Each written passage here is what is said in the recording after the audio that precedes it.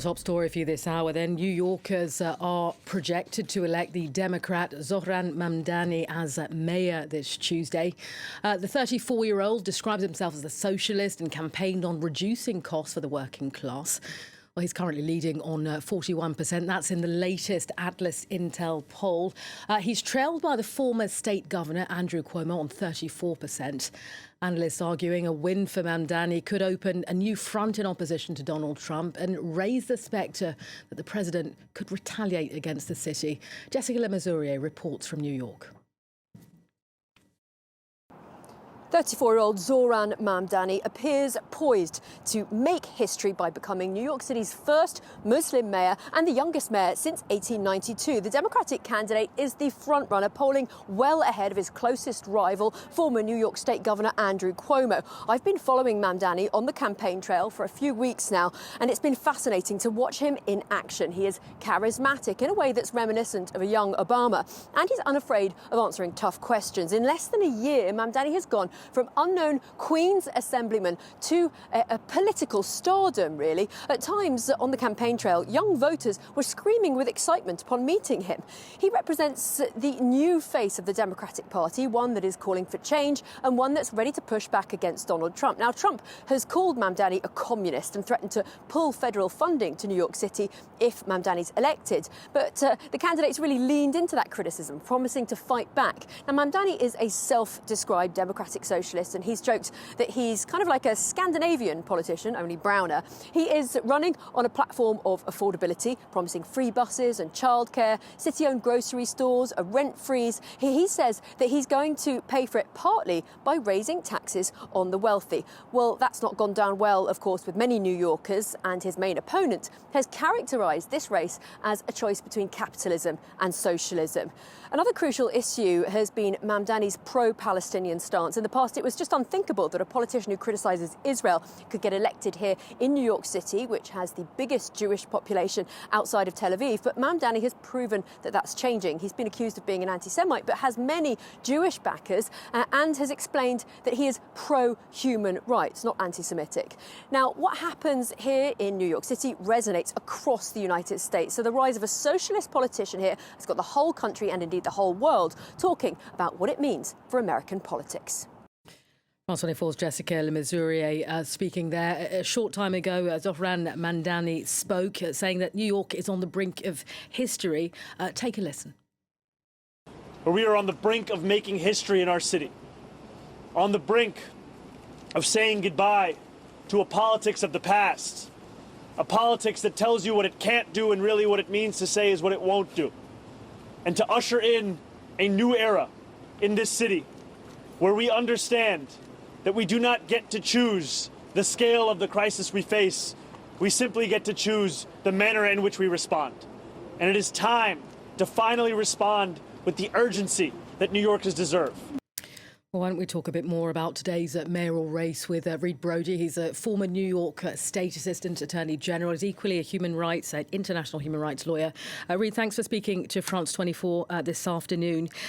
You heard Mamdani speaking there about being on the brink of history. A quick look at his campaign that's ultimately focused on affordability, speaking to working class voters, hiking up the taxes on New York City's wealthiest.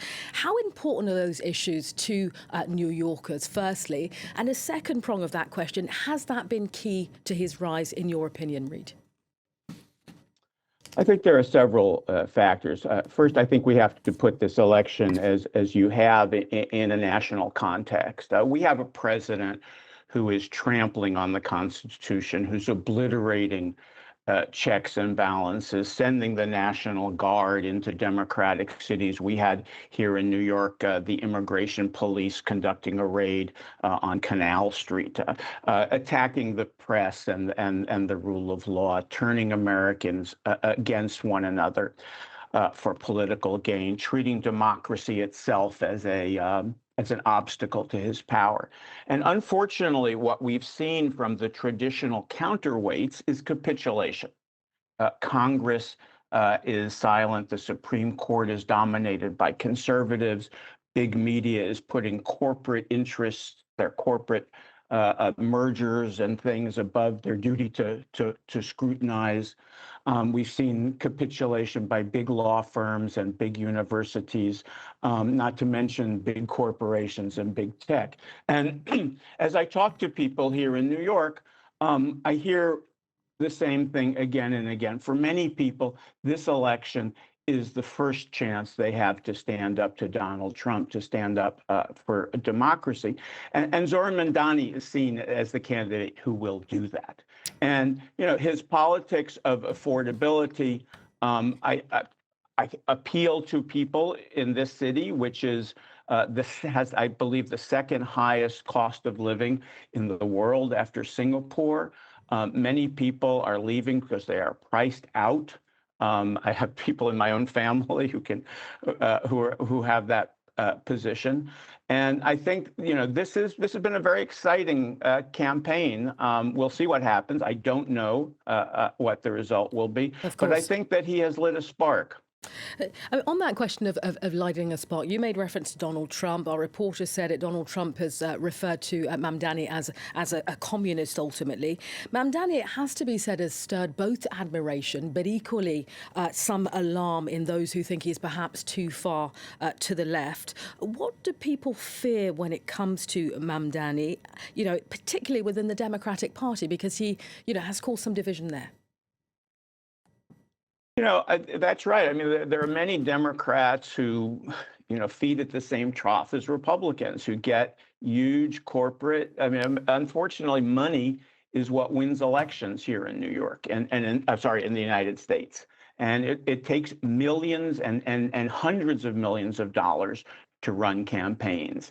And we have been bombarded in the last couple of days and weeks here in New York with these ads and attacking Mandani as a terrorist and things like that. I mean, I get things under my door all the time in that vein, and that requires money and that requires corporate contributions. And a lot of the Democratic Party is beholden to that, let's say. But I think we have to see if the Democrats are going to come back and win power and the midterms or thereafter. They need to win in a lot of places. And, I think the party needs to be a big tent, big enough to embrace a Muslim democratic socialist in New York and a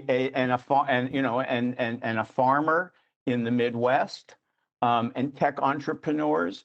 I think the party has to propose things, but it also it can't say no. You're too far left. No, you're a Muslim. I mean, another thing you spoke about the fact that Mamdani is a Muslim. New York, outside of Israel, has the largest Jewish community. Mamdani has divided that community. There are those from the Jewish community that think he would be a breath of fresh air. Others who say they're wary. Again, your thoughts on that, Reed? Well, I'm Jewish. My son went to a Jewish school. I identify as a Jew. I think you have to understand that in the United States, a lot of Jews are opposed to what Israel is doing. Many of the demonstrations we've seen here in New York and elsewhere against the genocide in Gaza, against the politics of the state of Israel, have been led or have many Jews. It's not Mandani who's dividing the Jewish community in New York. I think it's the state of Israel. And yes, I mean, I have relatives who ask me, Jewish relatives who ask me, isn't this guy an anti-Semite? And I just don't, I have to say, I don't see that. I just think we've seen all of these ads from Cuomo, from opponents of Mandani and the corporate interest, trying to tie him to terrorism, to 9/11. We saw Andrew Cuomo. He was on a radio show, and they asked him, "Well, actually Cuomo said, imagine if Mandani were the president or the mayor on 9/11," and the reporter said, "Yeah, he would probably cheer," and Cuomo chuckled and agreed with that. I mean, there's this unfortunate tendency to label Muslims as and Mandani has been very open and honest about what it's been like to grow up as a Muslim. But he has many Jewish supporters. He has endorsements from the leading New York Jewish politicians, Brad Lander, the controller, the local Jewish Congress people in New York City have been endorsing him. So I think this is a red herring, unfortunately, but it's one that has had a huge impact, I think, and makes the race closer than it should be. I just want to circle back to Trump because, of course, and we don't know the result yet, but Mamdani does win, what kind of opposition is this likely to pose to Donald Trump? And could we see him retaliate? He's already spoken about, less funding for New York City should Mamdani win. Well, absolutely. I think this is what we're all worried about. If Mamdani wins, we know. I mean, Donald Trump has shown a willingness and a talent to use every single level of lever of power to destroy those who don't agree with him. Those who will not bend to his will, those who will not capitulate, and so we've seen. I mean, he's taking money. I mean, during this government shutdown, he has withdrawn money from Democratic cities. He has sent the police. He has sent the National Guard into Democratic cities. When Harvard University would not capitulate to his demands, he started going after their international students, talking about their tax exempt status, cutting hundreds of millions of dollars of grants to the point where their public health school is teetering. And so he has shown that he has shown a willingness and an ability to take out on his opponents, and I think New York is going to need that backbone of that New Yorkers have to stand up to Donald Trump. But I think in this country, that is what we need. We need more people, more places, more governments, more institutions who will stand up to Donald Trump. And yes, it could get difficult for the reasons that you said. Donald Trump is vindictive. He is cruel. He doesn't see himself as the president of all Americans. He said that openly. He wishes the worst for his enemies. He wishes the worst for democratic places. And I think that's a reality that we can either capitulate to or stand up to. I mean, Reid, as we've been saying, as you've just been saying, that these mayoral elections, of course, have implications for the future, not just of the city, not just of New York City, but also the Democratic Party. There are equally other elections that, if you will, are critical gauges of the US political mood. I'm thinking notably of those elections for governor of Virginia and New Jersey, where the winners would be the first, the winner, I should say, would be the first female governor of Virginia. That, too, is going to give us a sense, a litmus test of how voters are feeling about Donald Trump. Absolutely. I mean, we have important gubernatorial races in New Jersey and in Virginia, where, I mean, New Jersey has generally been a Democratic state, although it has elected Republican governors. These also, I mean, I haven't spent time in those states, but as I understand, as I see it, they also seem in many ways to focus on these issues about standing up to Donald Trump, about economic justice for working people. I mean, statistics came out today that just showed that the top 1.01% of Americans have gotten $700 billion richer since Donald Trump has been president. At the same time, food stamps are being cut off now during the government shutdown, or being reduced to the poorest Americans. And so I think these are issues that pervade all regions and all the United States. There's also a very important election in California, or a vote in California.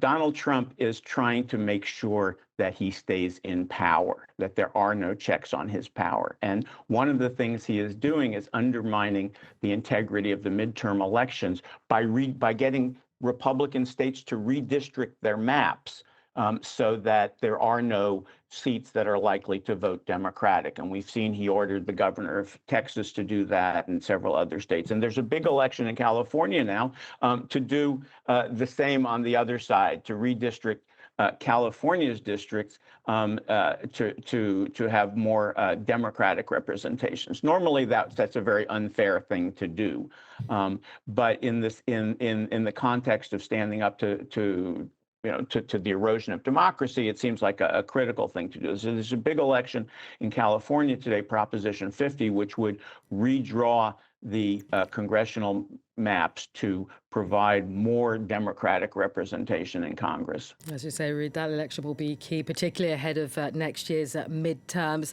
Thank you very much for speaking to us, Reid Brody, former New York State Assistant Attorney and an international human rights lawyer. Thanks very much.